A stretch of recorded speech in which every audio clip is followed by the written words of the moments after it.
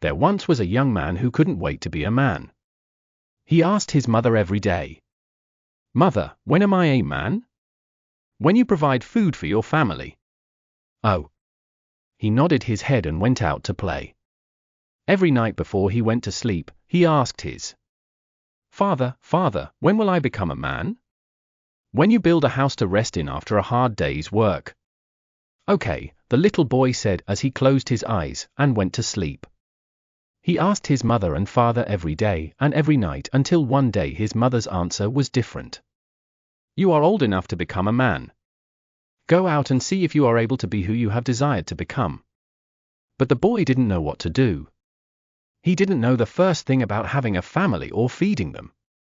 And so, because he didn't want anyone to know he was clueless, he set out to find a family on his own and figure out a way to feed them himself.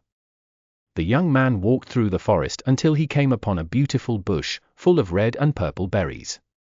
"These look good to eat. I will feed them to my family, once I have one." So, the boy gathered the berries in a sack and kept walking. As he was turning back home, he saw a snake dropping from a tree. "Look, my family is falling down just to meet me." So, he picked up the snake and put it in a satchel. The young man almost made it home when he stumbled across a wild piglet sniffing around a patch of trees. "My family will not even allow me to walk by them without making sure that I notice them and take them with me." So, he tied up the piglet to a tree next to his home and went inside for bed. He made sure he asked his father the same question before sleep came, and this time, his father's answer was different as well. "It is time for you to show that you can be a man. Tomorrow set out to do what you know to do." But the young man didn't close his eyes that night because he didn't even know how to build a house. But he didn't want anyone to know he was clueless. So instead of asking questions, the next day the young man took his snake, berries, and piglet, and traveled a little way past his old home. He found a flat piece of land and decided, "This is a good spot to build my house." He placed all his family there and went to gather materials. He found straw and small pieces of wood, leaves, and fine rope. A long time passed, but before dark the young man had built a small hut. He gathered his family and went inside. My father was right. After a day of hard work, all you want to do is relax in your own home. He decided it was time to feed his family. He took the berries out of the sack, untied the piglet, and brought the snake out of the satchel. "I am now a man. I have found my family, provided them food, and have built my own house.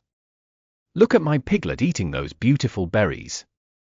But suddenly the piglet started squealing and turning colors. "Oh, no," the young man cried. "The berries must be poisonous." The piglet was squealing and stomping, causing such a commotion all around, then suddenly stepped on the snake.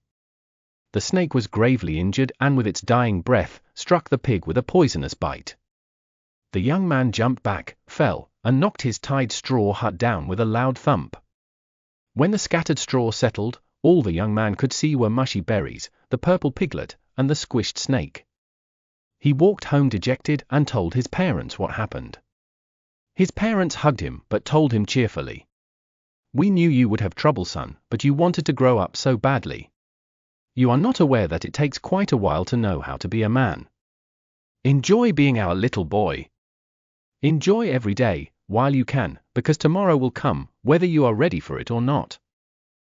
The young man didn't ask any questions that night, but went to sleep soundly with a smile on his face, thinking about all the time he had to enjoy being a boy before he had to become a man.